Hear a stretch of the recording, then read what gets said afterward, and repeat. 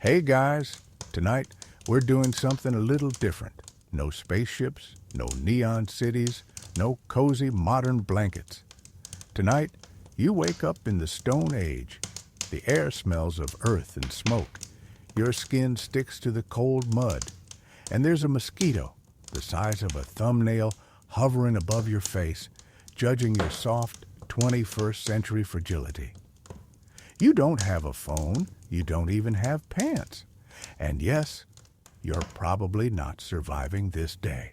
So, before you get comfortable, take a moment to like the video and subscribe. But only if you genuinely enjoy what I do here. And hey, tell me in the comments where you're listening from. Your city, your time zone, your cozy little cave of the modern world.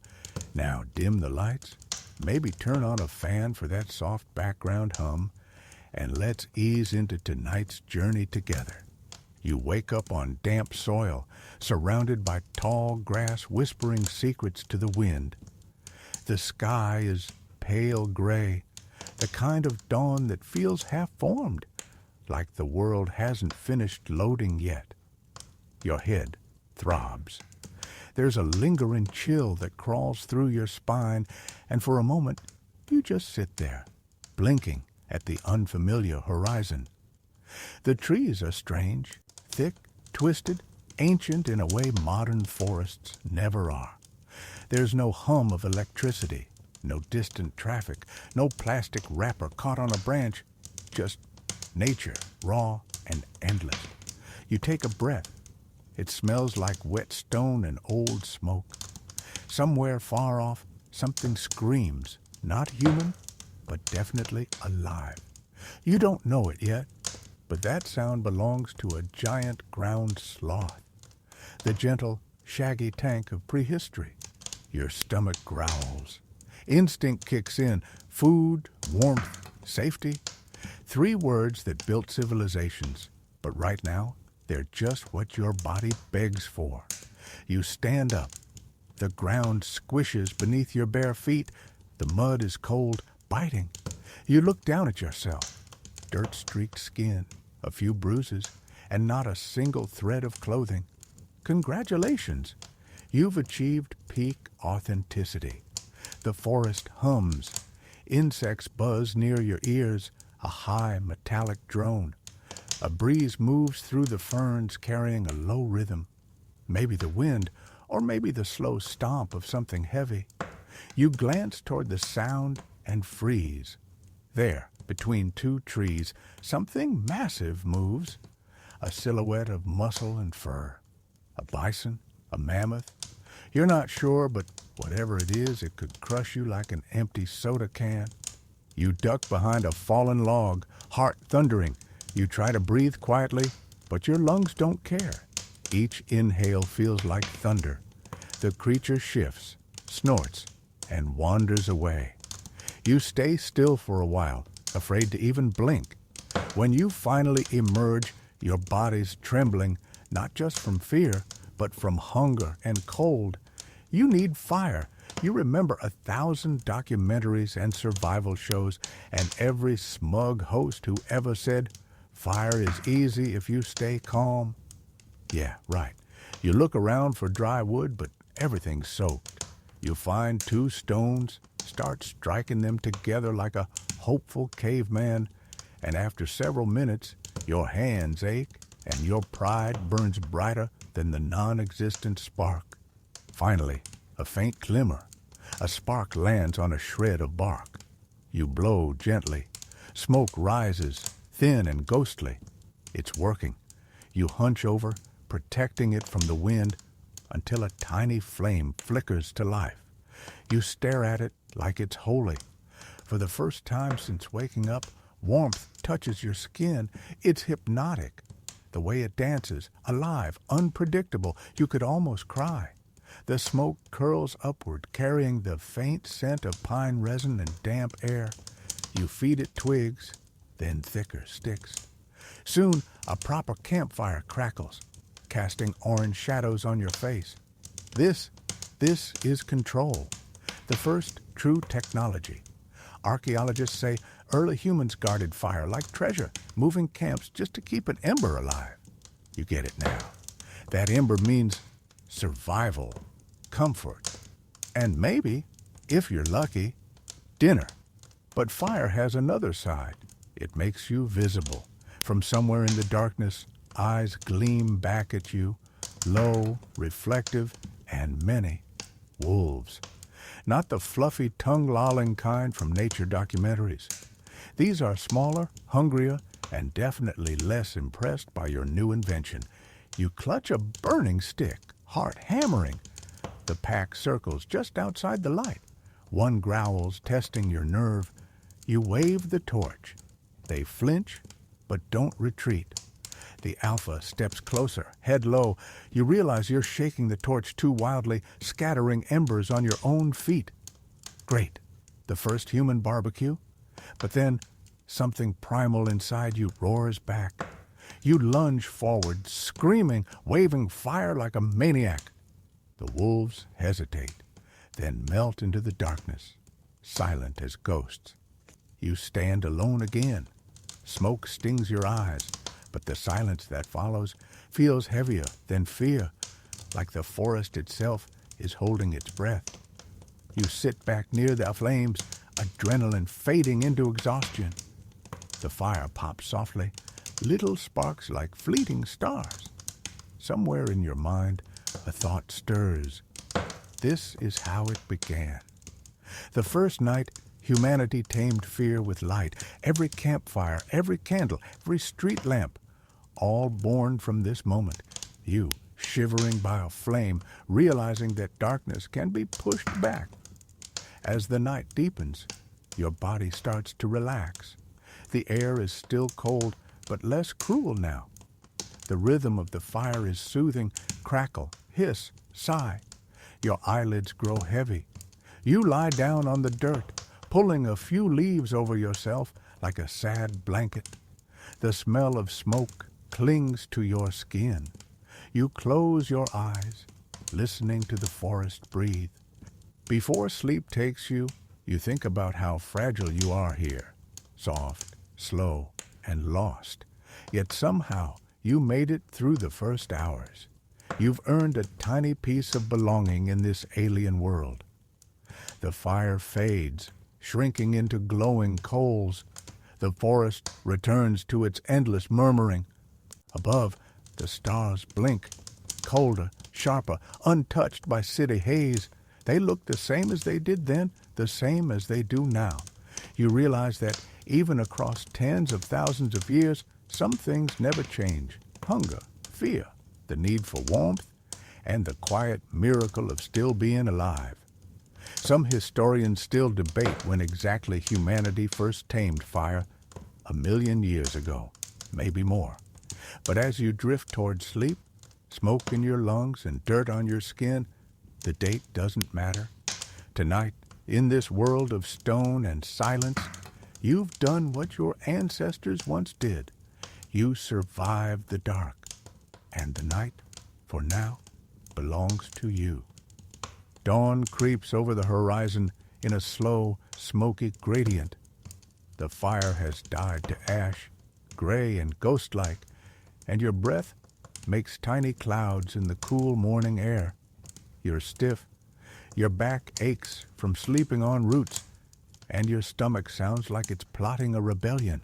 Congratulations, you've made it through one Stone Age night. But the real challenge starts now. Breakfast. You stretch, trying to shake off the cold, and look around. Mist clings to the trees like old secrets. The forest hums with life, the flutter of wings, the chirp of insects, the distant bellow of something very large that definitely doesn't want to be your friend. Somewhere out there, meat is walking on 4 legs. You just have to find it before it finds you.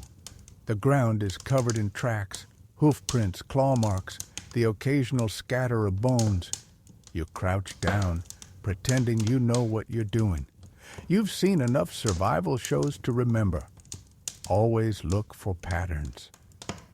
The problem is, every direction looks like chaos. Then, A sound, faint crunching, rhythmic. You turn your head and spot it. A hare, small, twitchy, perfect. Dinner on legs. You pick up a rock. It feels solid, comforting. You take a deep breath, line up the shot like you're in some prehistoric bowling alley, and miss spectacularly.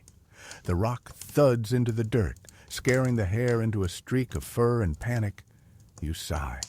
Maybe your ancestors had better aim. You spend the next hour trying again, throwing, tripping, cursing softly under your breath.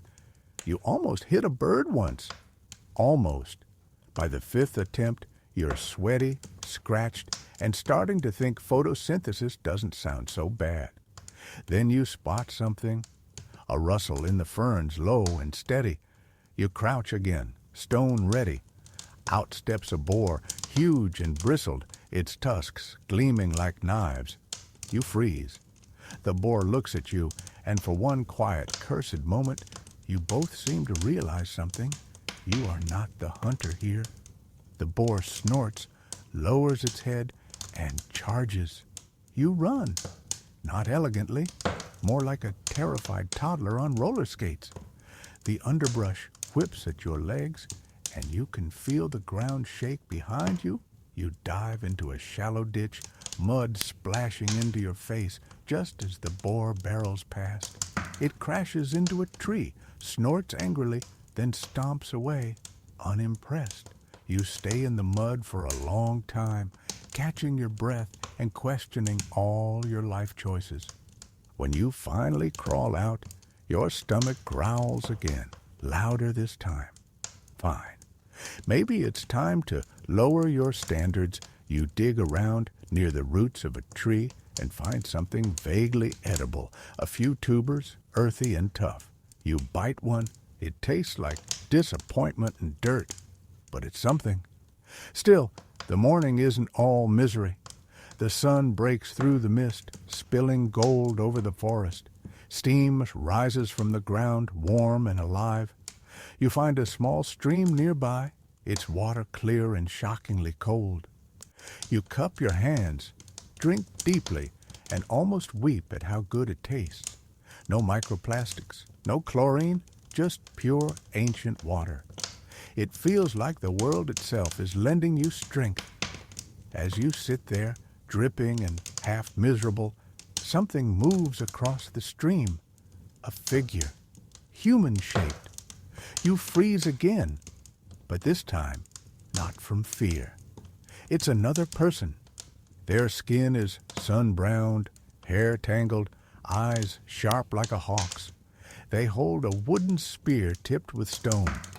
For a second, neither of you moves. You just stare at each other across the rippling water. Two creatures from different centuries sharing one impossible moment. Then slowly, the stranger raises a hand. Not a threat. A greeting. You mimic the gesture, heart pounding. They tilt their head, curious. A few grunts escape their throat deep and rough. But somehow, friendly, you respond with a cautious noise that sounds like a dying seal. They blink, clearly confused, then gesture for you to follow. This could go very wrong, but hunger and loneliness win over fear. You cross the stream, every step heavy with mud and nerves. The stranger watches, patient but wary. Up close, you notice details, scars, dirt under fingernails, the faint smell of smoke and animal fat. This person lives here, breathes this world like it's home. They lead you through the forest, silent except for the crunch of leaves. Finally, you reach a small clearing, a camp. Smoke rises from a central pit. There are tools scattered around, stone flakes, animal bones, the remains of something recently cooked, and others, 3, maybe 4 more people, all turning to look at you. You suddenly realize how absurd you must look, pale, clumsy, empty-handed. One of them laughs, a deep, bark-like sound. Another tosses you a piece of something roasted. You hesitate, sniff it, then take a bite. It's stringy, but good. Smoky, fatty, real. For the first time, your stomach quiets. You sit by their fire, watching how they move, precise, efficient. They don't talk much, just gestures and short sounds. But somehow, you understand. This is cooperation. Primitive, maybe, but it works. You notice how one sharpens a stone blade while another prepares fibers for rope. Every motion is practiced, passed down. It's then you realize this is what survival looks like before language, before structure, before history books. People working side by side because they have no other choice. Anthropologists still argue over when humans first hunted in groups or shared food rituals. Some say it was instinct. Others call it culture. Sitting here, watching them pass meat around and laugh over small triumphs, you think it might just be the first form of kindness. The sun climbs higher. You share another meal, roots, roasted meat, berries that stain your fingers deep purple. Someone hands you a stick, points toward the trees. Another hunt. Your heart tightens, but you nod. This time, you won't be alone. As you move through the forest with your new companions, the sounds of nature feel different, less hostile, more like a background rhythm. The beat of an ancient drum you're finally starting to hear. The air smells of pine and sweat, of life. You grip your makeshift spear tighter. Ahead, the ferns rustle. Your pulse quickens. The group fans out silently, a choreography older than language. The creature appears, a small deer unaware. Someone signals. You move as one. The spear leaves your hand, and this time it hits. Not perfectly, but enough. The deer stumbles. The others rush in. It's over quickly, mercifully. You stand there panting, staring at what you've done.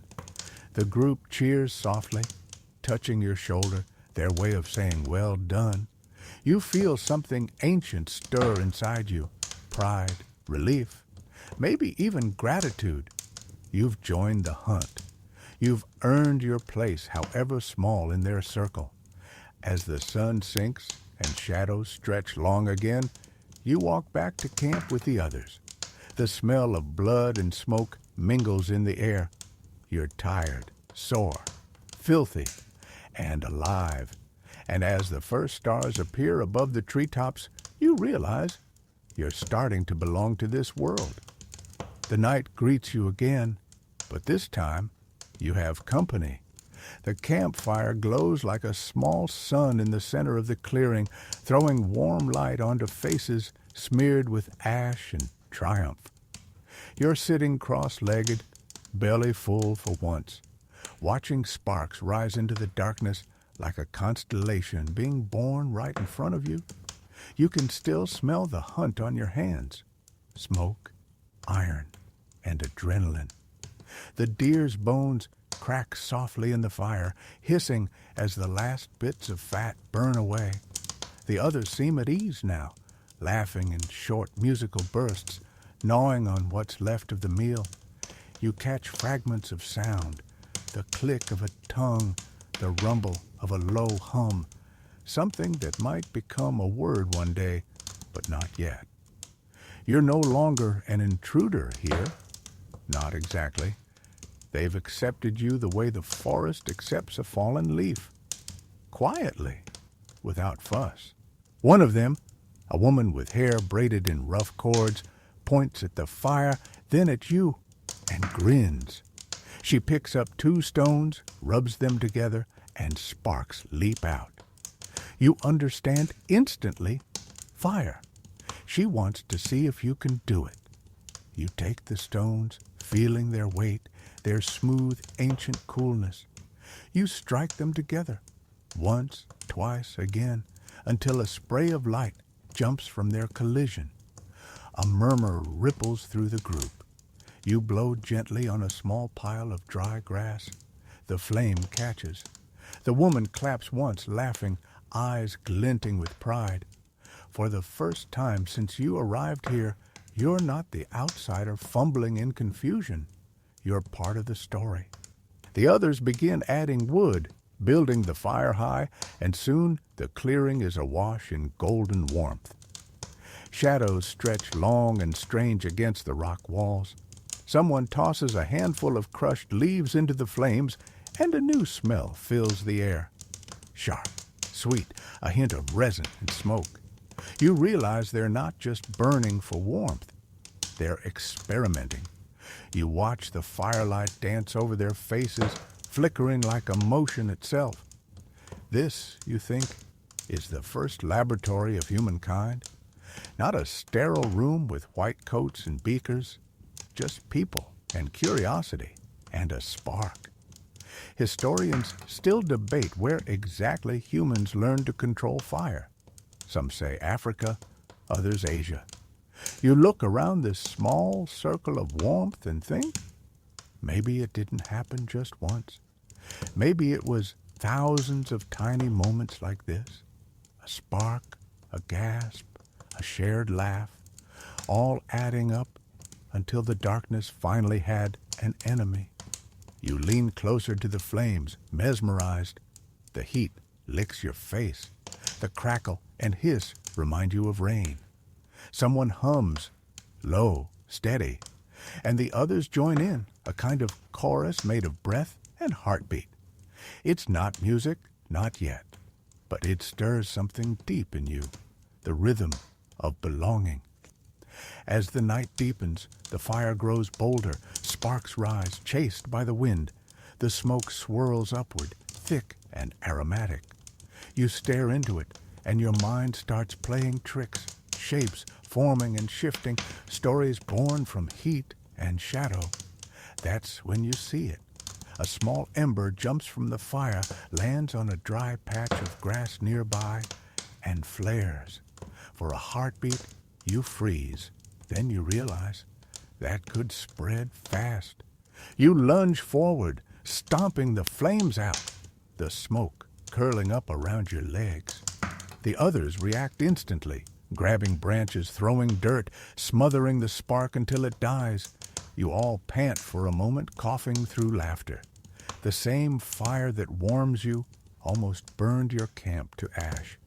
You sit back, catching your breath, and the woman beside you says something, a sound that could almost be a word. She taps her chest, then points to the sky. You don't understand, but you nod anyway. Her smile softens, like she's sharing a secret. Firelight dances in her eyes, and you feel that ancient paradox. Awe and fear, creation and destruction. Humans didn't just discover fire, they negotiated with it. Every flicker was a promise. I'll feed you, but don't consume me. You glance around. The group is calmer now, lying down near the flames, murmuring to one another. A child curls up against their mother's side. The fire's glow paints their skin gold, their shadows long and strange. You realize this, right here, is the birth of comfort. When the flames dim, you find yourself staring into the coals, lost in thought. The smoke clings to your hair, earthy and sweet. Your mind drifts to the cities of glass and light you once knew, the constant glow of screens pretending to be warmth. Compared to this, modern light feels sterile, cold. Here, every spark has a heartbeat. You close your eyes. The sounds of the forest pulse around you, the sigh of wind through leaves, the distant bark of something hunting, the soft hum of your new companions breathing in sleep. You should rest, too, but something keeps you awake. You stand, stretch, and step a little away from camp. The night air is colder, cleaner. Above, the stars look impossibly bright. Sharp pinpricks of fire burning through black velvet. You realize these are the same stars your ancestors saw, the same that whispered them forward through the dark. And somewhere deep in your bones, you understand why they worshipped fire, stars, thunder, anything that shone in the dark. In a world where night could kill you, light wasn't just beauty, it was hope. A sudden crack behind you, the snap of a branch. You whirl around, heart hammering. Two yellow eyes gleam in the dark. Not wolves this time, smaller, quicker. A lynx watching silently from the edge of the firelight. Its gaze is cool, assessing, not afraid. You step back slowly. The lynx flicks its tail, then turns and disappears into the trees, silent as smoke. You exhale, realizing how fragile your place here still is. You might have fire, food, and new friends, but out there, in the vast dark, you're still just another animal. When you return to camp, the fire has died to glowing embers. You lie down beside the warmth, listening to it crackle softly, fading but alive. You think of how this fragile flame has shaped everything that came after. The first warmth, the first story, the first fear conquered, and as your eyes drift shut, you smile to yourself. Because tonight, you didn't just survive. You kept the light alive. Morning arrives not with birdsong, but with the persistent ache of existence. The air is sharp and wet, the ground cold beneath you. The fire's gone out completely. Just a bed of gray ash, whispering faint heat.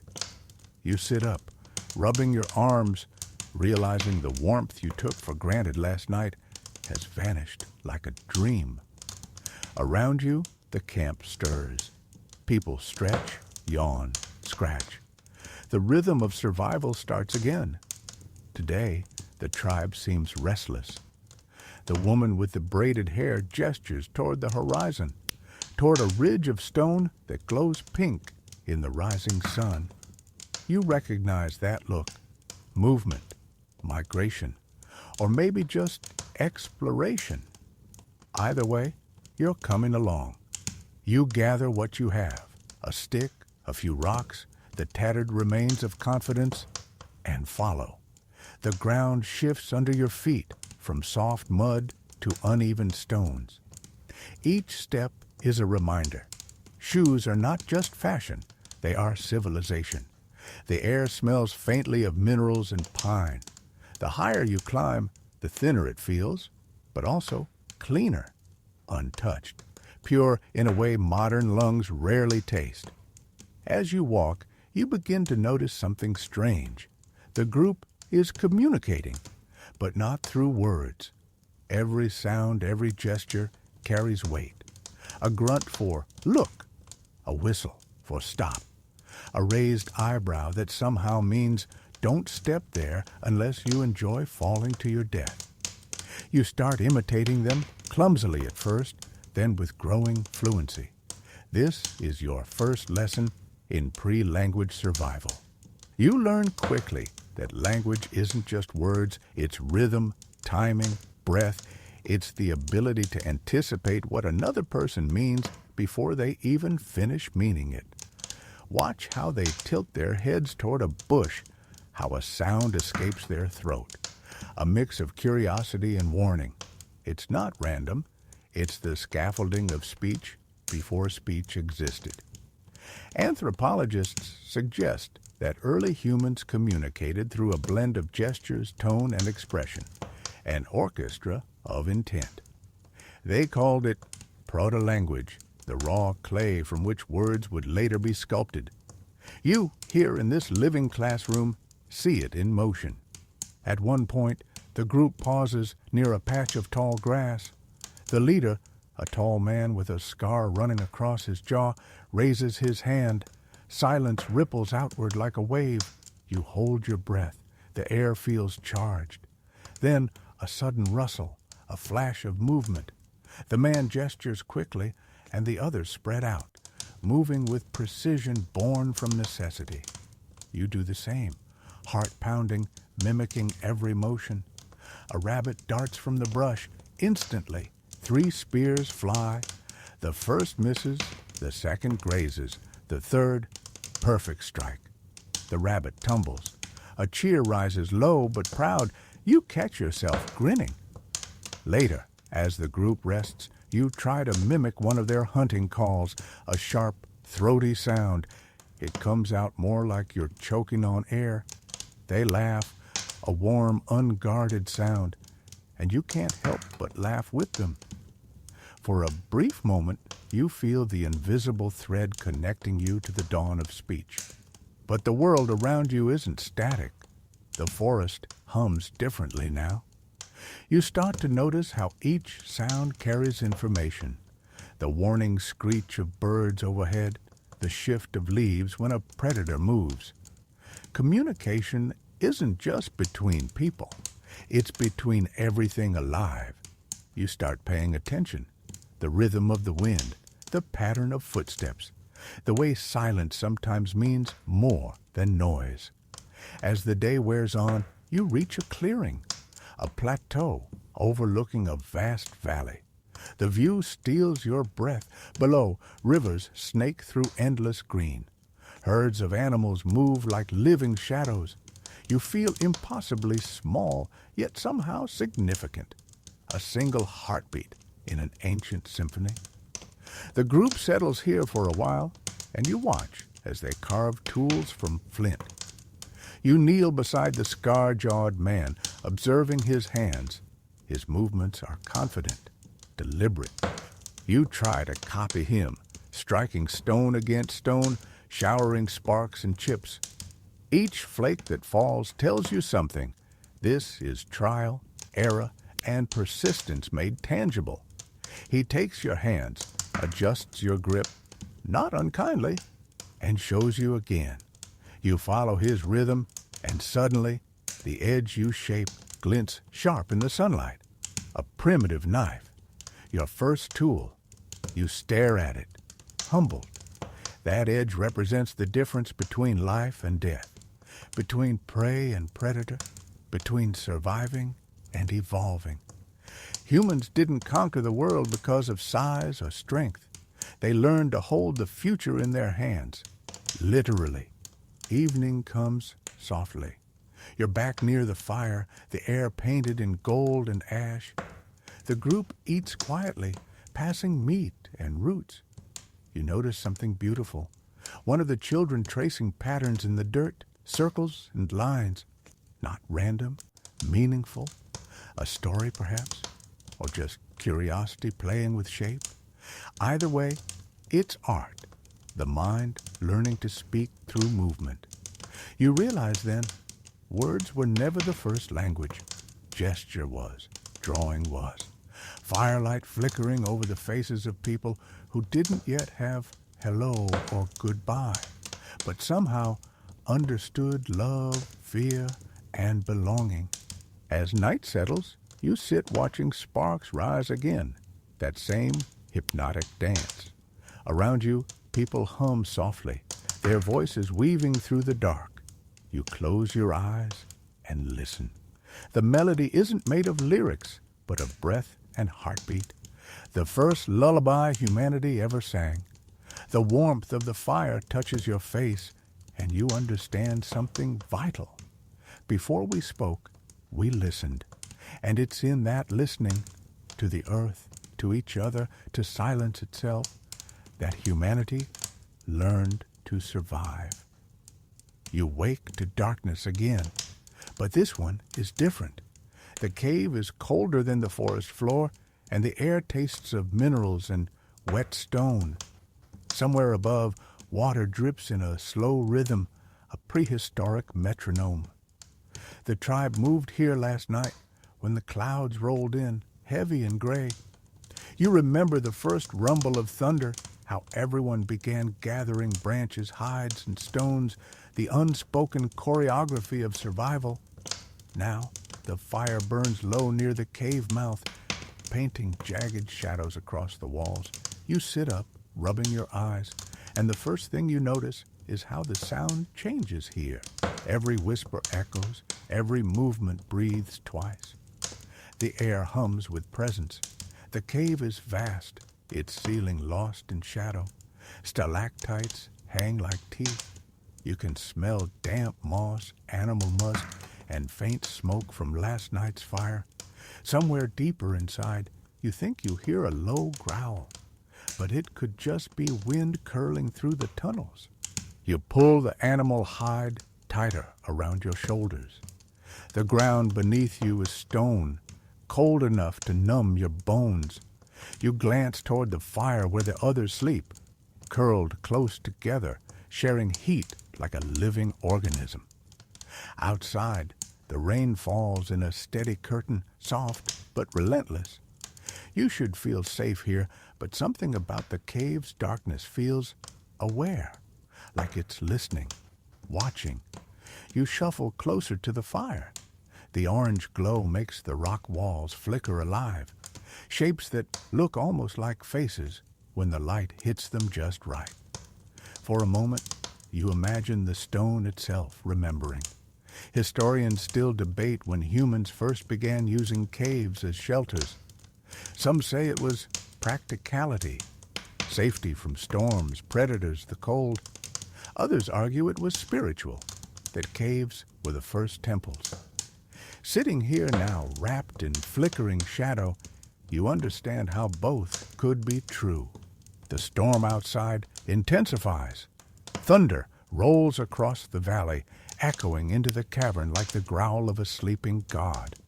The sound makes your ribs vibrate. The child from the tribe whimpers softly, clutching their mother. The woman hums something low and rhythmic. Not quite a song, more like a vibration of comfort. You find yourself joining in, humming quietly. The sound fills the space, a blanket of human noise against the chaos outside. When lightning flashes, for an instant, the entire cave is illuminated. Wet walls glistening, shapes sprawling, and there, at the far end, you see something strange. Marks, lines, red and brown. You rise and walk closer, torch in hand. The smell of soot and mineral fills your nose. Up close, you see it clearly. Smears of ochre and charcoal forming shapes. Animals, bison, hands. The first gallery in human history. You reach out, almost afraid to touch. The outlines of hands are smaller than yours, pressed against the wall and dusted with pigment. Negative space. The absence of paint defining presence. You realize what you're looking at. Someone, thousands of years ago, pressed their palm here and blew pigment through a hollow bone, leaving a ghost of themselves behind. It's not decoration, it's declaration. I was here. You stand there a long time, staring. The fire crackles behind you, throwing light that makes the painted animals seem to move. Herds running, predators stalking, the eternal rhythm of life and death. You realize that, for these people, painting wasn't about art. It was magic, an attempt to capture power, to bring understanding to chaos. You whisper softly to yourself, you were the first storytellers. The scar-jawed man appears beside you, silent. He watches you watching the wall. Then he dips his fingers into a small pile of ochre and draws a rough line near the bottom of the painting. He points to you, then the wall. You hesitate, then press your hand against the stone. It's cold and damp. He takes a hollow reed, dips it in pigment, and blows. Fine red dust coats your skin. When you pull your hand away, your shape remains. Your mark joined with theirs. The others gather behind you, murmuring softly. For the first time, you're not just part of their group. You're part of their history. Hours pass. The storm fades, leaving only dripping echoes and the faint smell of wet earth. The tribe begins preparing for rest, their silhouettes soft against the dying fire. You lie near the wall, your painted handprint glowing faintly in the firelight. Outside, the moon breaks through the retreating clouds, sending pale light into the mouth of the cave. It touches the wall of paintings, and for a moment the animals seem to shimmer, running again, wild and eternal, you realize that this act of painting, of leaving traces, is humanity's first defiance of time. The world outside will change. Storms will come. Forests will vanish. Mountains will erode. But the pigment on these walls will remain. A whisper across millennia. You close your eyes, listening to the soft breathing of those around you. Somewhere in your chest, the same quiet pride stirs that must have filled them all. The knowledge that existence, once silent, now has a voice. And as sleep pulls you down, you think, maybe art wasn't born from beauty. Maybe it was born from fear. The fear of being forgotten. The fire sighs, the cave darkens, and the world drifts into a silence that feels older than memory. But on the wall, your red handprint glows softly, proof that, for one fleeting night in the Stone Age, you belonged. Morning seeps in like a shy visitor, gray light slipping through the mouth of the cave, touching the painted walls with ghostly fingers. The air smells of ash, wet earth, and the faint iron tang of ochre dust. You stretch, your spine popping, every muscle stiff from stone and cold. The scar-jawed man grunts a greeting, which, in this languageless world, is already a kind of affection. Outside, the storm has passed. The sky is pale and clean, clouds drifting away like the breath of something ancient and tired. Mist clings to the valley floor, rolling over the grass in soft waves. The world feels washed, reborn. You step out with the others, blinking in the sudden brightness. Drops of water fall from the edge of the cave roof, catching light like tiny shards of glass. For a few seconds, everything is quiet. No wind, no birds, just the slow heartbeat of dripping water. Then faintly, you hear it, the low hum of movement. Herds. The tribe moves quickly, efficient as ever. Spears are checked, sinew bindings tightened, tools packed. Today is a hunting day. You've watched them do this before. How they blend into the land, how every movement has meaning. But this time, they gesture for you to join. You grab a sharpened stick, it's more ceremonial than useful, really, and follow them into the mist. The ground is soft under your feet, each step leaving an imprint that fills with water. The air is heavy and rich with the smell of mud, wildflowers, and something musky, animal scent. The tall grass brushes your legs, whispering secrets in a language older than words. The leader raises a hand. Everyone freezes. Ahead, through the mist, dark shapes move, massive, slow, rhythmic. You squint. Mammoths. Even from this distance, they're breathtaking, each one a walking mountain, fur matted with dew, tusks curving like ivory crescents against the sky. The calves move close to their mothers, occasionally bumping their trunks together. You can hear their low rumbles, deep, resonant, felt more in your chest than in your ears. The tribe spreads out, moving low and silent. You follow, heart pounding. Every instinct screams at you to stay hidden. These creatures are both a gift and a threat. One well-placed thrust could feed the group for weeks. One wrong move, and you're a red smear in the grass. Historians still debate exactly how humans brought down creatures this size. Some say it was persistence, hours of chasing until exhaustion toppled the beast. Others believe in traps, spears, and fire. But standing here, you realize the truth is less about tactics and more about faith.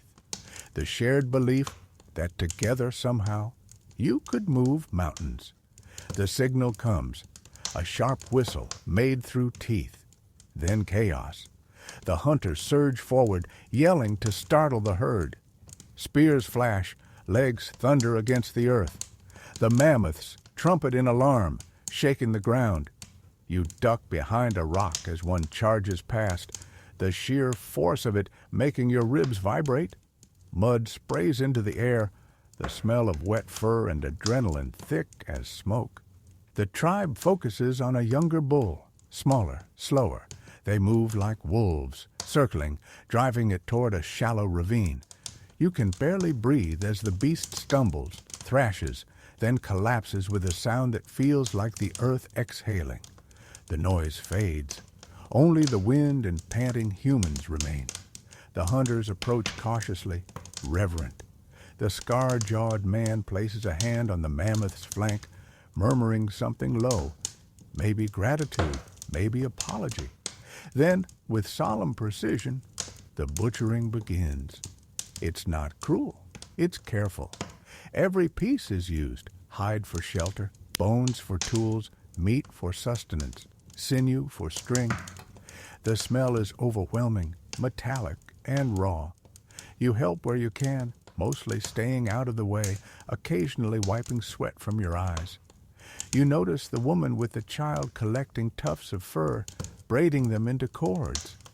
The child looks at the massive tusks and laughs, a sound so bright it feels like sunlight breaking through stone. Hours pass. The mist burns away, revealing the wide valley in full color. Gold grass, blue sky, streaks of red earth. The tribe works in rhythm, each movement efficient, purposeful. You think of modern supermarkets, neon lights, plastic wrap, and you can't help but smirk. Same goal, you think, just fewer coupons. By evening, what was once a towering creature is now packed neatly into bundles. The air hums with flies and fatigue. The tribe forms a circle around the remaining bones. The leader kneels, drives a sharpened stick into the earth beside them, and presses his forehead against it, a ritual of respect. You imitate the gesture, unsure if it's appropriate, but somehow it feels right. As the sun dips low, painting the world in bronze and amber, the group begins the trek back. The path is long, but the load is lightened by the sense of triumph. You catch yourself smiling, though your arms ache and your legs burn. There's something addictive about this raw simplicity, this direct line between effort and reward. You pass through a patch of wildflowers. Bees buzz lazily. A warm breeze carries the scent of life and decay, the eternal blend of existence. That night, back at the cave, the feast begins. Meat roasts over open flames, fat sizzling, smoke curling upward into the dark. The sound of laughter echoes off the walls. Someone beats a rhythm on hollow wood, the first percussion. Others clap along, feet tapping the stone floor. You realize you're watching the prototype of music. Not performance, but pulse, a communal heartbeat. You close your eyes, swaying with the rhythm, the taste of roasted mammoth on your tongue. The smoke stings your eyes, but you don't care. You're alive in a way modern life rarely allows, unfiltered, unbuffered, entirely present. When the last embers fade, you look up. The night sky spreads overhead, infinite and bright. Stars like frost on black silk. For a moment, you wonder how many others, thousands of years from now, will look at this same sky and feel the same smallness, the same awe. And somewhere deep in your chest, under the smell of smoke and the hum of ancient drums, you think, maybe surviving isn't the hard part. Maybe it's remembering what we survived for. You drift to sleep under a blanket of furs, the stars flickering through the cave mouth like tiny promises, the earth still warm from the day's hunt. When you wake, your first thought is that something's wrong. The cave is quiet, too quiet. No soft breathing from the others, no crackle of the morning fire, no clatter of stone tools. Just the steady drip of water and the whisper of air through the tunnels. You sit up, squinting into the dim light. The fire's gone out. Nothing but ash and a faint thread of smoke left curling toward the ceiling. Outside, daylight filters through the mist, pale and cold. The others are gone. You grab your hide cloak and step into the open. The ground is littered with footprints leading downhill, all pointing in the same direction. You follow, heart thudding. It doesn't take long to find them. The tribe stands in a loose circle near the riverbank, staring at something half buried in the mud. When you get close enough, you see it too. Bones, but not animal bones. Human. They're old, stained brown by earth and water, the skull cracked and tilted at an odd angle. The child hides behind their mother's leg, peering out, wide-eyed. The scar-jawed man kneels and brushes away mud with his fingers, revealing a necklace of carved bone beads still looped around the neck. No one speaks, but you can feel the weight of it pressing down. This quiet, collective acknowledgement of mortality. In the modern world, you'd call this archaeology. Here, it's just grief without memory. You notice small stones placed in a ring around the body, half collapsed by time. Someone buried this person long ago, carefully. You wonder who they were. A hunter? A mother? Someone loved? Historians still debate when humans first began burying their dead intentionally, somewhere between 100,000 and 60,000 years ago, they think. But looking at the circle of stones, you realize that it wasn't science or ritual that started it. It was empathy, the refusal to let someone disappear into the mud like they never existed. The tribe begins to gather fresh stones, rebuilding the ring. You kneel and join them. The scar-jawed man looks up at you briefly and nods. His eyes say everything. Help us remember. Together, you cover the bones with earth and wildflowers, sealing the grave with silence. Later, back at camp, the air feels heavier, like the atmosphere itself is mourning. The fire burns low. Nobody eats much. You find yourself staring into the flames, thinking about time, how thin it really is. You're separated from them by thousands of years, yet the feeling that hangs in the air tonight is the same one that's haunted every funeral since. You think about modern funerals, polished coffins, flowers trucked in from other continents, playlists of songs chosen for meaning. Here, there's only firelight, damp air, and dirt under fingernails, yet somehow it feels more honest. The child breaks the silence first. They hold up a carved bone bead they must have taken from the grave. Innocent curiosity. The mother gently takes it and presses it into the earth by the fire. A gesture of return. That night, sleep comes slowly. You lie awake, listening to the river outside. The water moves endlessly, whispering over stones, erasing tracks and memories alike. You think of your own world, digital profiles, photos, messages that vanish into servers and dust. Maybe all remembrance is temporary. Maybe that's okay. When you finally drift off, you dream, not of death, but of continuity. You dream that the person in the grave wakes up and sits beside the fire, silent and content, watching the living move on. The next morning, the tribe is lighter. Someone laughs again. Someone sharpens a spear. The scar-jawed man catches your eye and gestures toward the horizon. It's time to move. You sling your small pack of furs and bones over your shoulder and follow. The cave grows smaller behind you, then disappears. Ahead, the valley opens. Golden grass, glinting streams, endless sky. As you walk, you glance back once. The wind ripples the grass, hiding the grave completely. The person is gone again, returned to the quiet hum of the earth. But somehow, you feel they're still traveling with you, woven into the rhythm of your steps, into the scent of rain and fire, into this fragile, ongoing miracle called survival.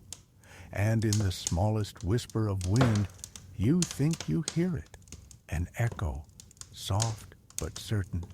You will also be remembered. The days start to blur together after the burial.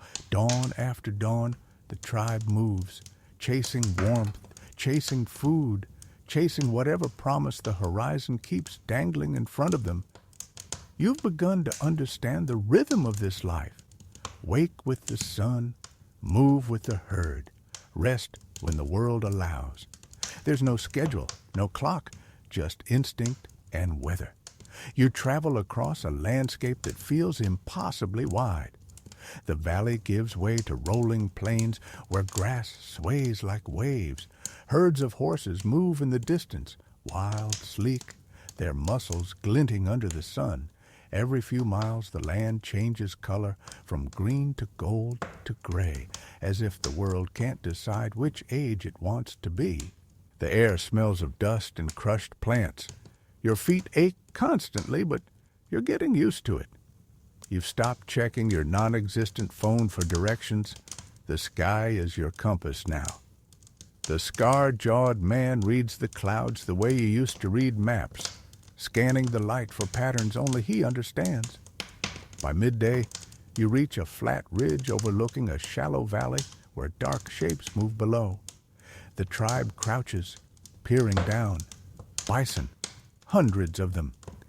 The air trembles with their low rumble, the earth vibrating beneath their slow migration.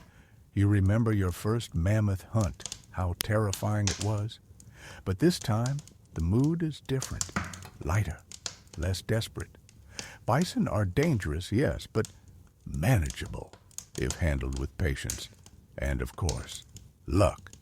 Always luck. The plan is simple. Drive them toward a cliff. It's a tactic you've heard of, maybe even seen reconstructed in museums. Buffalo jumps, historians call them. Ingenious, brutal, efficient. You watch as the tribe splits into groups, each one taking a position. The women and older children circle wide, carrying branches and waving hides to create noise. The hunters prepare with spears and shouts. You're assigned to the middle line, probably the least crucial role, which is good because your hand still aches from last time's spear practice. At the signal, a long, piercing cry, the world erupts. The air fills with sound, shouts, thunder, hooves. Dust explodes upward as the bison bolt, a tidal wave of muscle and fear. You run with the others, heart hammering, your feet pounding the dry earth.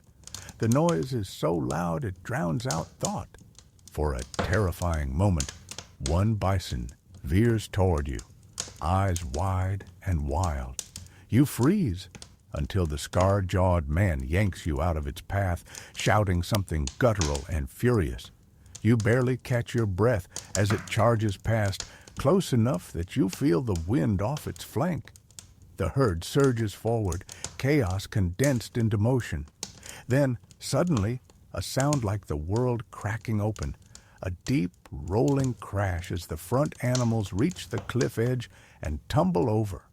More follow, unable to stop. The earth shakes, dust rises like smoke, and then silence. The tribe gathers at the edge, panting. Below, at the base of the cliff, the bodies lie tangled, massive, still, tragic. You stand there, chest heaving, and feel the mix of awe and guilt wash over you. You helped do this. You helped feed the tribe. They climb down carefully, the smell of blood heavy in the air. The butchering begins, but you stay behind for a moment, staring at the open plain. In the distance, a few surviving bison continue their slow march, indifferent to the carnage left behind. Life moves on, always. Historians still argue about how coordinated these hunts were. Some believe they required complex planning, communication, and social hierarchy, the birth of teamwork itself. Looking at the scene below, you can see why. This wasn't luck. It was collaboration, evolution's most powerful invention. You make your way down, joining the others. The work is long but rhythmic. Slicing, cleaning, drying, packing. You're covered in dust and sweat and something darker you'd rather not identify.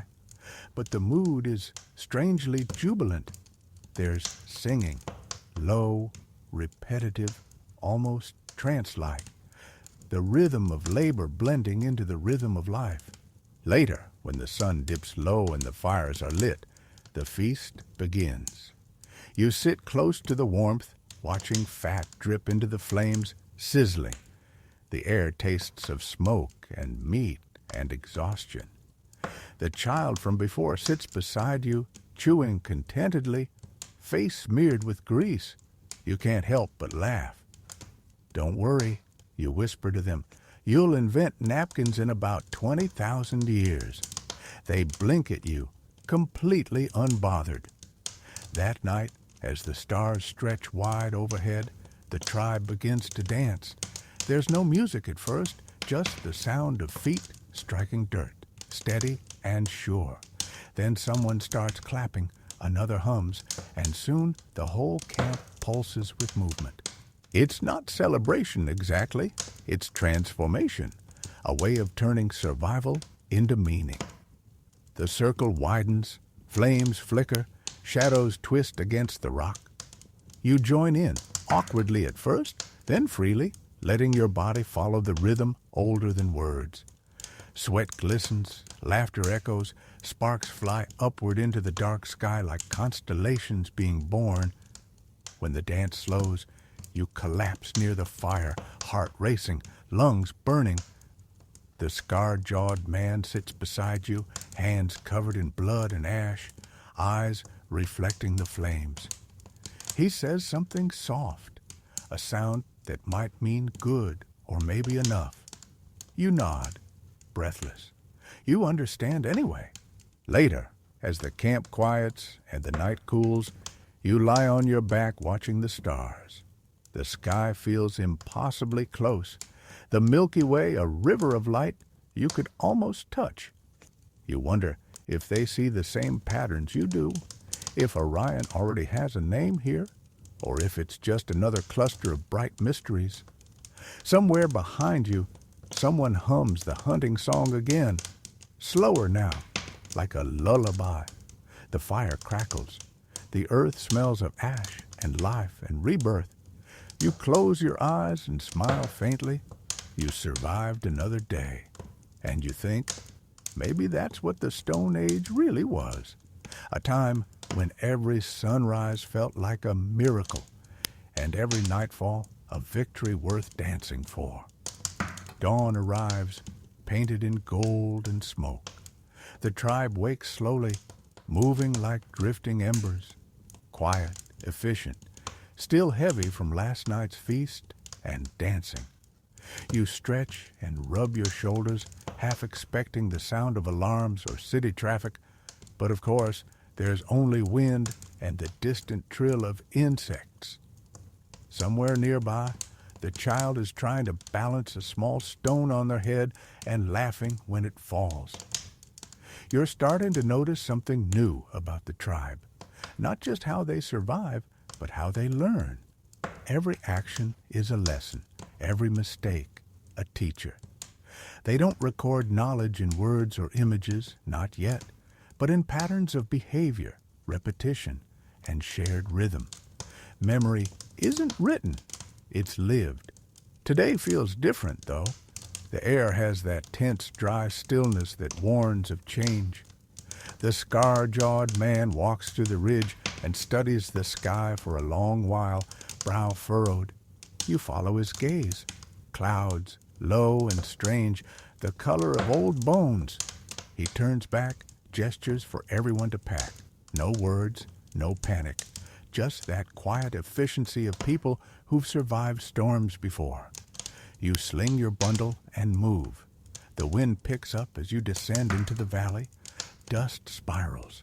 The scent of rain hangs heavy, but distant. Around midday, the first distant roar reaches your ears. Not thunder exactly, but something deeper, rolling, constant. The ground trembles slightly underfoot. You frown. The others feel it too. Heads lift, eyes narrow. When you reach the next ridge, you see it, not a storm, a flood.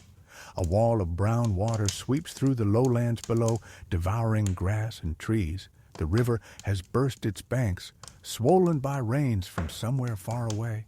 It moves like a living thing, snarling and relentless. The tribe stops, staring. For a heartbeat, no one moves. Then the scar-jawed man barks orders, motioning uphill. Everyone runs. You follow, lungs burning, feet slipping in the wet soil. The roar grows louder, closer. The child stumbles. You grab their arm, hauling them up. Behind you, the valley disappears underwater. Trees snap like matchsticks. You scramble upward, heart hammering, until finally, mercifully, you reach higher ground. The tribe gathers, soaked and breathless. You look down at what used to be your camp, now an angry river. Everything gone. It's strange how fast safety turns to memory. As night falls, the rain finally begins to ease. The group huddles together under a crude shelter of branches and hides. The fire struggles against the wind, sputtering. Smoke clings to your skin, your hair, your lungs. You sit there, trembling, not from cold, but from realization. You almost didn't make it. Historians still debate how early humans dealt with natural disasters. There's no evidence of words for flood or storm yet. But you imagine there must have been stories, warnings whispered around fires. Maybe myths were just ancient survival manuals. Maybe gods were born from weather. The scar-jawed man crouches beside you, handing you a scrap of dried meat. His face is unreadable, but his eyes say something like, "We live. That's enough." You nod and chew slowly, the salt grounding you back in the present. The tribe rebuilds in the following days. They move higher, near a cluster of rocky outcrops that offer shelter. The women weave reeds into mats. The men carve new tools from bone. You help where you can, mostly by carrying and fetching, but every motion feels like progress. The child finds a small turtle washed up by the flood, its shell chipped but intact. They hold it up proudly as if to say, "See? Not everything was taken." You can't help but laugh softly. At night, as you sit by the fire, you notice the sky again. Clear, endless, cruelly beautiful. The stars look sharper after disaster, as if the air's been scoured clean. You trace familiar patterns, constellations that won't have names for tens of thousands of years, and think about how many storms this planet has already survived. You realize something simple, something quietly profound. Survival isn't about strength. It's about adaptation. The ones who endure are the ones who change. You remember the flood below, the sound, the fury, and imagine future myths, stories of angry rivers, gods who punished or protected. You can already feel the seeds of legend forming even here, in the wet grass and tired silence. The child curls up beside you, asleep. You pull a hide over them, listening to their small, even breaths. The scar-jawed man pokes the fire, sending a cascade of sparks upward into the night. For a moment, they look like stars being born. You lean back, close your eyes, and whisper to no one in particular, "We made it." And somewhere deep in the darkness, the river answers, soft, eternal, forgiving. The flood leaves behind a world reshaped. Days later, when the water finally retreats, the valley below is no longer the same. Mud where grass once grew, twisted trees, carcasses of fish glittering in the sunlight.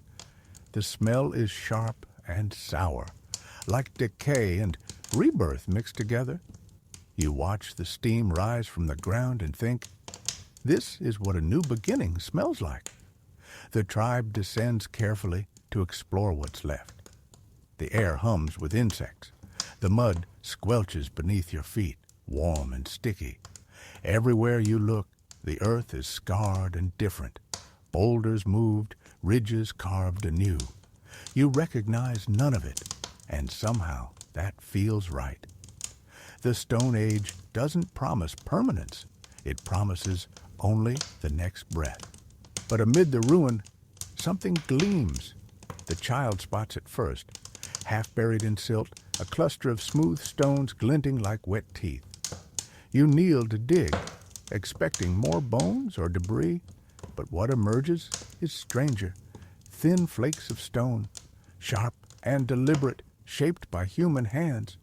You run your thumb along the edge, razor fine. It's a tool. The scar-jawed man crouches beside you, examining the pieces. He grunts in approval. Others gather, murmuring. Someone brings a larger chunk of rock, heavy and rough, and begins to strike it with another stone. The sound rings out, tink, tink, tink, a rhythm that feels older than language. Sparks flash, shards fly. Slowly, a shape begins to form. A blade. It's mesmerizing. Each strike is careful, measured. You watch as the man uses a piece of antler to press tiny flakes from the edge, refining it until it could slice skin with the slightest touch. This isn't random force, it's precision, intention, craft. You've just witnessed the birth of technology.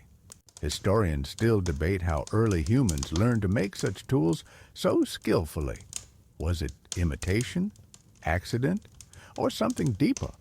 An instinct for design buried in our DNA. Whatever the answer, watching it happen here, you feel the magnitude of it. This isn't just about survival anymore. This is about control over matter, over nature, over fate. By afternoon, the camp buzzes with activity. Everyone tries their hand at flint knapping, and the ground soon glitters with sharp fragments. You try too, though your first few attempts are, let's say, less than elegant. One piece shatters completely, sending a flake into your wrist. You hiss, more embarrassed than hurt. The scar-jawed man chuckles softly, your first glimpse of his humor, and hands you a strip of hide to bind the cut.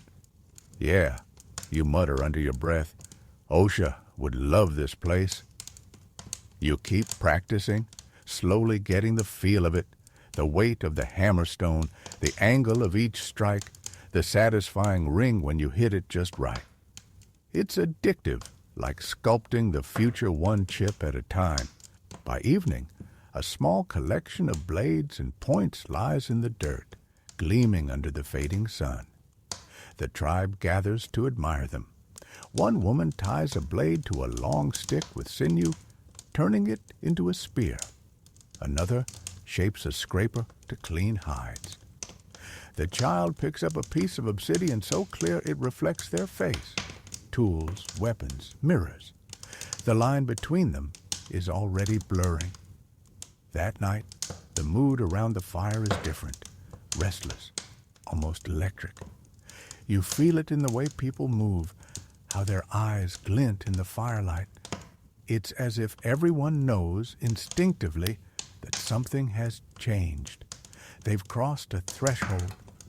The scar-jawed man tests one of the new spears, its tip catching the light like a star. He thrusts it into the ground beside the fire, and the sound it makes, solid, sure, feels like punctuation. The beginning of a new sentence in the story of humanity. Morning finds you stiff and cold, your fingers curled around the stone blade you crafted last night. The air is damp with fog, and the world feels muted. No birdsong, no wind, just the soft drip of condensation falling from leaves. The tribe moves slowly through the mist, quiet, cautious. It's hunting day. You clutch your tool and follow them into the trees. The ground is still slick from the flood, every step a gamble.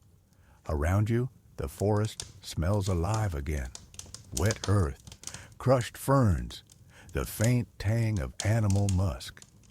Somewhere ahead, the scar-jawed man raises his hand, signaling everyone to stop. He points. Through the haze, a shape moves, massive, shaggy, silent. A bison. Its shoulders ripple under a coat thick as carpet, its breath steaming in the cold air. The creature's eyes glint amber, alert but calm. You can feel the tension ripple through the group. Spears are raised, bodies crouched low, the rhythm of ancient hunger awakening. You're not supposed to blink, but you do. And in that fraction of a second, the world erupts. The hunters fan out, circling. One distracts the beast with a shout. Another hurls a spear that misses by inches. The bison bellows, hooves churning up mud, and charges straight through the line. You dive aside, heart hammering so hard it hurts. Your palms sting from hitting the ground.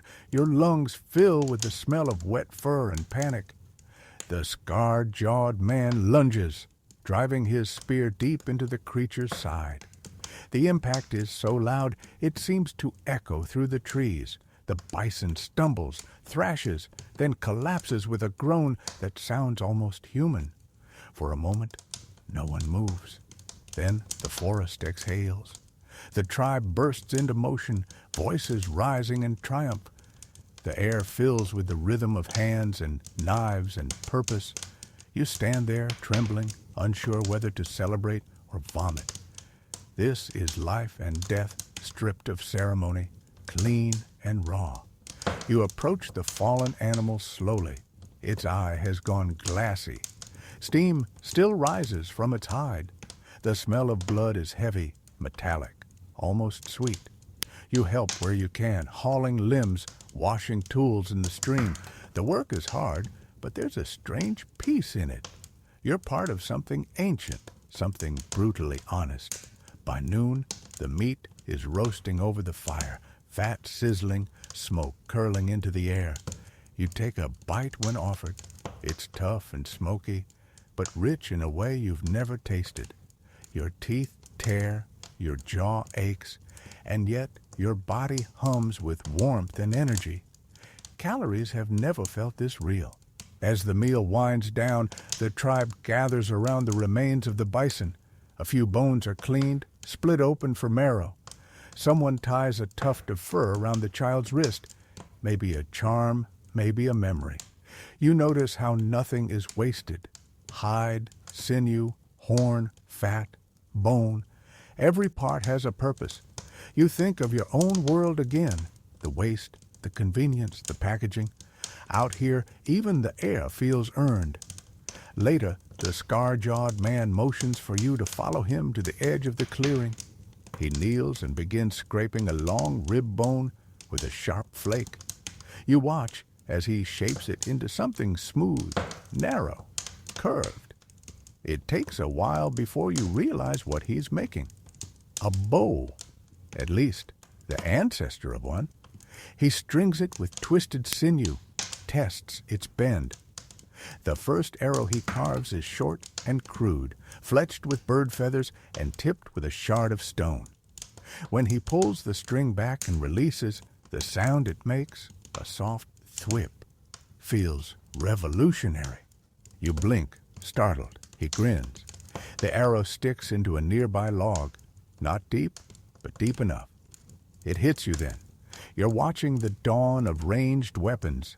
Distance is safety, the ability to kill without touching. Historians still argue when and where the bow was first invented. Some say Africa, others Europe, others somewhere lost to time. But in this foggy valley, with smoke curling through the trees and your breath still tasting of bison fat, the invention feels immediate, inevitable. You take a turn, clumsy but eager. Your first shot flies wildly off course and nearly takes out a branch above your head. The tribe laughs, a warm, teasing sound. You grin despite yourself, because for once, the laughter feels like belonging. As dusk falls, you sit by the fire sharpening your arrowhead. The child sits beside you, imitating every motion, tongue poking from the corner of their mouth in concentration. You don't say anything. You don't need to. The sound of stone on bone fills the quiet like a lullaby. When the stars rise, you find yourself looking up at them differently. You no longer see distant lights. You see targets, possibilities. You whisper to the darkness, the farther we reach, the farther we dream. And the wind, soft and cool against your face, seems to agree. The next morning, the valley hums with motion. Smoke drifts lazily from the fires, mingling with mist. The tribe has plans, something bigger than hunting today. You can feel it in the way everyone moves, purposeful, brisk, carrying baskets, bundles of tools, hides. The scar-jawed man gestures for you to help. He points toward the horizon, north, maybe, and you realize you're moving camp. You sling a hide pack over your shoulder and join the caravan. It's the first migration you've ever experienced, and it feels both strange and right, like the earth itself has whispered, time to go. The group moves as one organism. Hunters take the lead, scanning for danger. The women and children follow, balancing baskets of food and newborn tools. The elders walk in the rear, leaving faint footprints in the wet ground. Every so often, someone hums a low tune, not quite music, not quite speech, just enough to keep the rhythm of walking alive. The world shifts around you. The forest gives way to rolling plains dotted with tall grass that brushes your hips. You smell salt in the breeze and realize the ocean isn't far. The thought of it feels surreal. Stone Age beach day, anyone? You grin, but your lips are cracked, your throat dry. The journey isn't easy. After several hours, you reach a rocky ridge overlooking a shimmering expanse of water. The sea stretches forever, silver beneath the sun. Waves crash against jagged cliffs, their rhythm deep and timeless. You've seen oceans before, sure, but not like this. No boats, no docks, no sunscreen commercials. Just raw power and impossible beauty. The tribe settles along the shoreline, setting up a temporary camp among the dunes. Some collect driftwood, others dig in the sand for shellfish. You watch one woman crack open a shell with a rock and slurp its contents with a satisfied sigh. Dinner's served, apparently. You follow her lead. The first oyster tastes like swallowing the ocean. Briny, cold, electric. You gag a little, then laugh. Fresh from the source, you mumble, trying to convince yourself it's delicious. The child beside you makes a face identical to yours.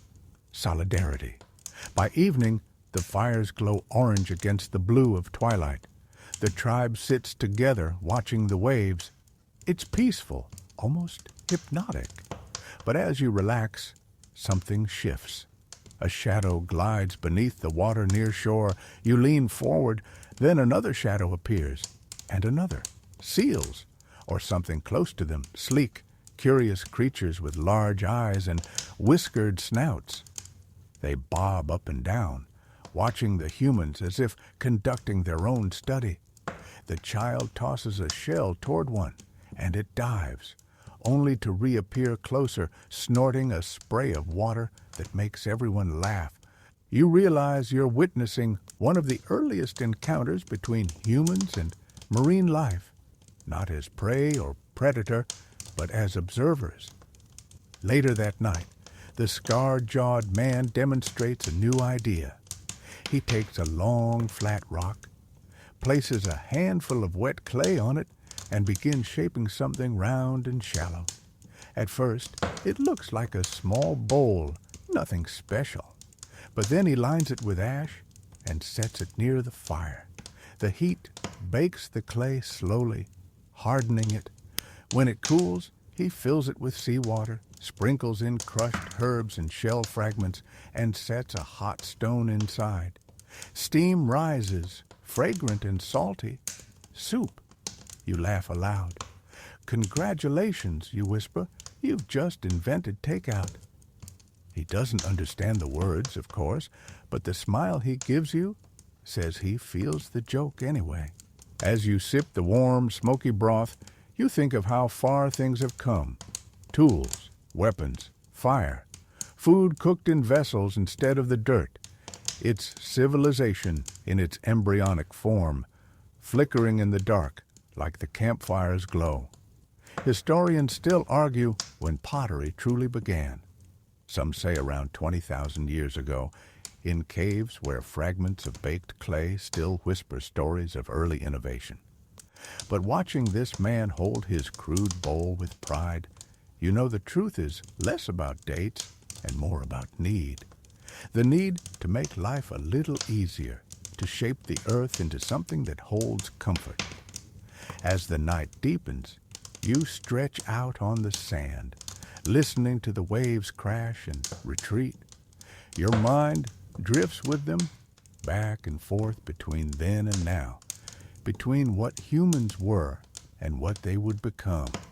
The moon hangs low, swollen and silver, reflecting in the pools between rocks. Somewhere nearby, the seals bark softly, like laughter echoing across millennia. You pull your fur cloak tighter, eyes heavy, and think, we came to the edge of the world, and we cooked soup. And somehow, that feels like progress. The sea mist clings to your skin when dawn breaks. The tribe wakes early.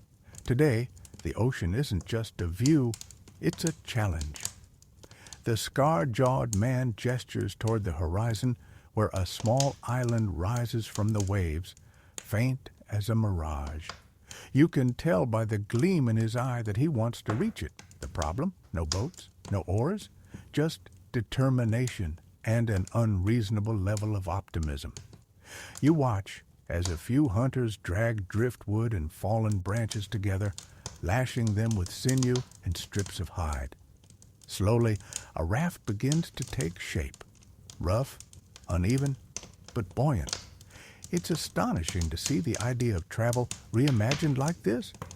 You can almost hear future historians debating in smoky lecture halls about the first marine expeditions of early humans. And here you are, watching the prototype of human curiosity wobble in the surf. When the raft is ready, the tribe loads it with tools, baskets, and, because apparently you've lost all self-preservation, you. The first push into the waves feels exhilarating and terrifying. Cold water slaps your legs, the raft rocks violently, you cling to the edge, muttering every modern curse you can remember under your breath. Salt spray stings your eyes, and the wind roars in your ears. Yet beneath the chaos, there's a rhythm, waves lifting, dropping, lifting again. Soon the shore fades behind you. The sound of gulls grows distant. The water turns darker, deeper. For a brief moment, you realize that this might be humanity's earliest experiment with freedom, the kind that comes from stepping off solid ground. Halfway across, the raft lurches hard. Something bumps it from below. Everyone freezes. The child gasps.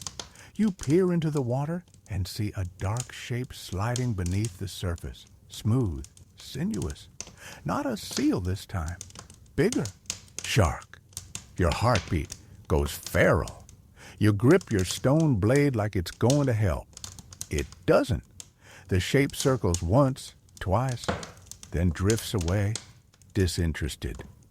You exhale shakily, pretending you weren't seconds from hyperventilating. Totally fine, you mutter, just sharing the ocean with apex predators. Classic Tuesday. By the time you reach the island, your legs are jelly and your lips taste like salt. But when your feet hit land again, the feeling is indescribable triumph mixed with awe. The tribe cheers softly, clapping shoulders and exchanging grins. You've just witnessed humanity's first step toward exploration, navigation, migration. The island itself is small and wild. Thick grass, scattered rocks, a few hardy trees twisted by wind. Seabirds wheel overhead, screeching. The air smells of kelp and sunshine. You explore cautiously, following the scar-jawed man as he inspects the terrain. Near the island's center, you find something unexpected, a shallow cave. Inside, the walls shimmer with faint mineral patterns. But what catches your eye are the markings, scratches, smudges, deliberate shapes. Someone's been here before. You crouch closer. The figures on the wall are crude but recognizable, human forms with raised arms, dots that might be stars, lines that could be waves or wind. Article, communication, memory made visible. You trace one with your fingertip and feel an odd chill. Maybe this isn't just decoration, it's storytelling. A record of who came before, what they saw, what they dreamed. Historians still argue about when symbolic art truly began. Some cave paintings date back over 40,000 years, each one whispering a truth older than writing. Humans have always needed to say something. Even before language took shape, we left our mark. Outside, the others are calling. You step into the sunlight again, blinking. The tribe gathers shells, berries, and bird eggs, storing them in baskets for the return trip. You help carry a few, though your mind is still in that cave, those shapes lingering like ghosts behind your eyes. By afternoon, the tide begins to rise. The scar-jawed man motions for departure. You load the raft again, hearts lighter this time.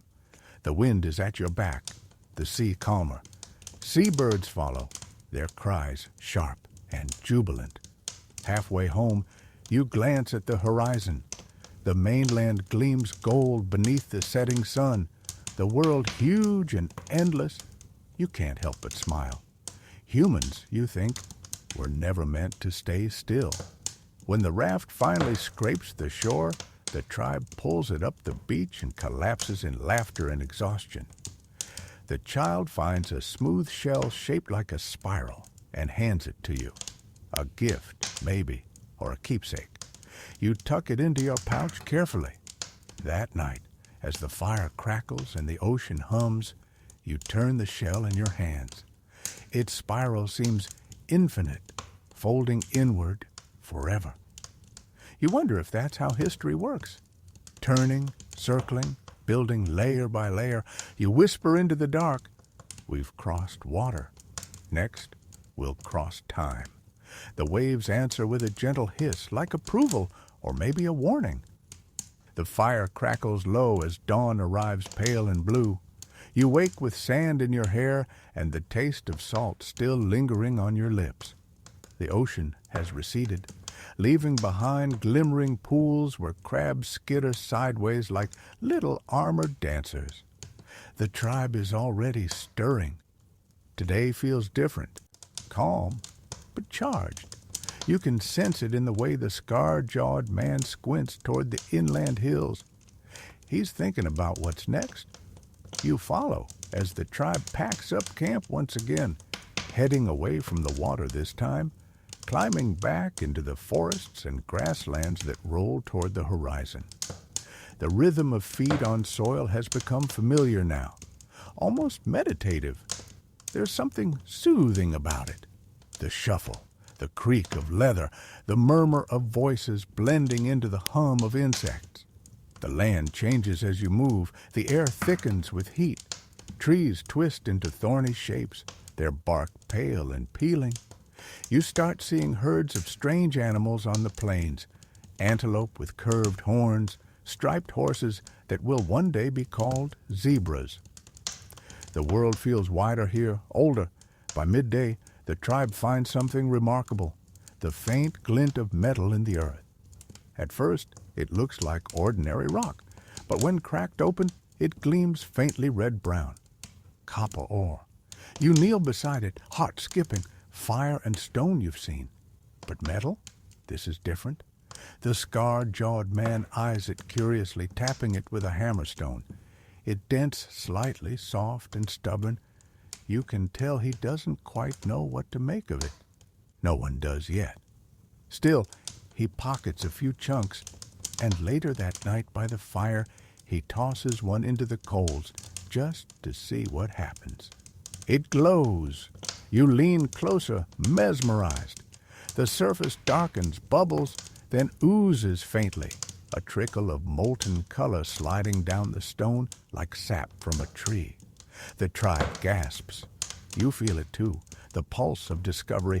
This is the first whisper of metallurgy. Historians still debate whether early humans first encountered melted metal by accident, perhaps when a lightning strike or campfire got too hot.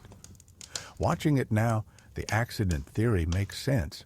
There's no alchemy here, no deliberate smelting, just curiosity and a willingness to stare into fire long enough to learn from it. When the copper cools, it forms a misshapen lump, shiny and strange. The scar-jawed man lifts it carefully, turning it over in his hands. He presses it against his palm, grins, then offers it to you. It's warm, heavy, beautiful. You think of your own time, of coins, wires, skyscrapers, and realize the world you know was born in moments like this. Simple awe mixed with persistence. You can't help but joke under your breath. Great, now we just need Bitcoin. The tribe doesn't get it, obviously, but the laugh bubbles out of you anyway. The next days are a haze of experimentation. People try hammering the cooled copper, shaping it with stones, reheating it, bending it into crude hooks and beads. They decorate themselves with it, proud of its shine. One woman strings a sliver on a strip of sinew and ties it around her neck.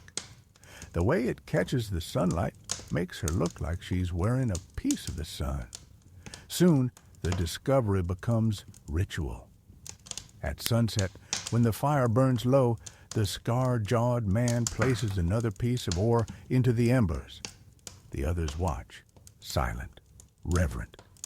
You realize this is no longer just curiosity. It's worship. The act of creation has begun to blur with the idea of meaning. As days pass, the tribe's tools grow sharper. The air smells faintly of metal and smoke. Your hands are blistered, but you can't stop helping. Each new object feels like magic, like proof that the human brain was built for tinkering. And yet, late one night, as you sit staring into the fire, you feel an unease creeping in. The glow of molten metal is mesmerizing, yes, but there's something dangerous about it, too. Something that hums with potential for both beauty and ruin. You imagine the first sword, the first arrowhead, tipped with more than stone. You imagine how far this spark will go. Careful, humanity, you whisper. You're playing with gods now. The wind shifts, scattering sparks across the dark. Somewhere beyond the firelight, an owl calls. The tribe sleeps peacefully, unaware of what they've begun.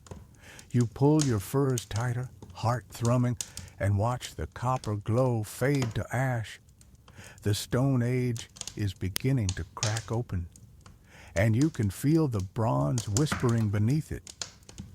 Morning comes with the low hum of insects and the smell of smoke that still clings to everything. You wake beside the dying fire, the last ember winking faintly like an eye refusing to close. The world feels heavy and quiet, as if it knows something monumental has begun. The tribe moves slower these days, less wandering, more building. They've chosen a spot near the river where the soil is rich and the fish plentiful. The scar-jawed man gestures toward the bank, where others are stacking stones and weaving branches. It takes a moment, before you realize what they're doing. They're making walls, primitive huts, sure, but shelters that will last more than a night. The Stone Age is learning to stay still. You help where you can, lashing bundles of reeds with sinew, shoving mud into cracks. The work is steady and grounding. When you finish, you step back to look at the half-finished structure, a dome of sticks and earth. It's clumsy, crooked, but it's home.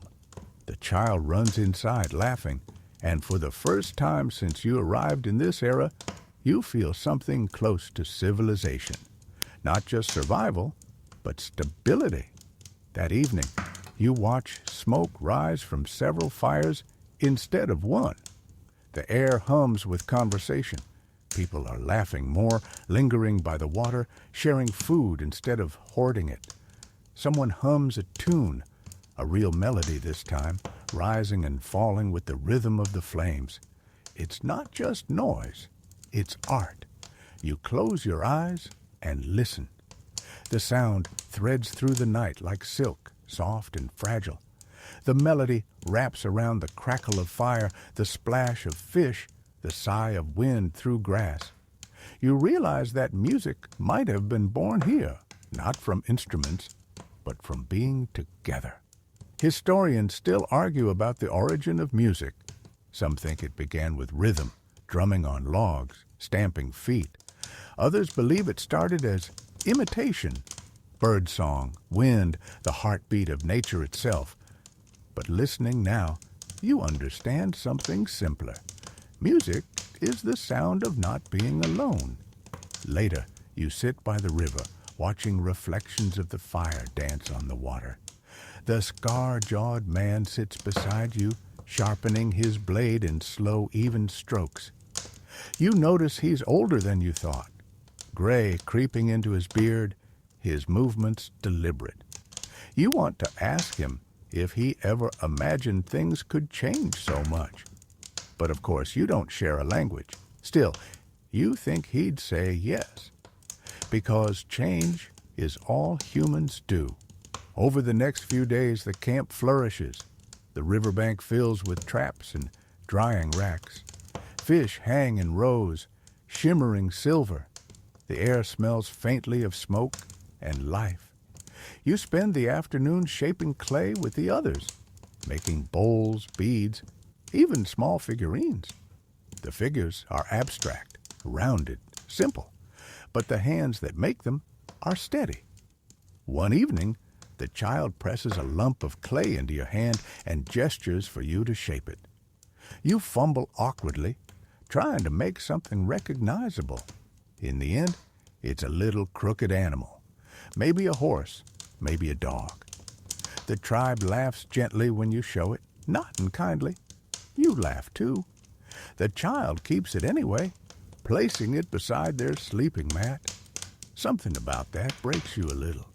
You didn't realize how much meaning can fit into a handful of earth. That night, the stars blaze so bright you can almost see the Milky Way stretch across the black sky. You lie back and stare, mind drifting. You think of the copper in the fire, the walls of mud, the sound of that first human song. The story of survival has become a story of creation. The air grows cooler, crickets sing. You feel the edges of the world blur, the line between waking and dream fading into the soft murmur of night. You whisper, your voice barely audible. From tools to homes to songs, we've started becoming human. The firelight flickers against your closed eyes. The sound of the river slows, and your breath follows. The story doesn't end here, not yet, but the rhythm eases, as if the earth itself is telling you to rest. You let the night cradle you. You let the sounds fold over you like a blanket. You let the world, for once, be gentle.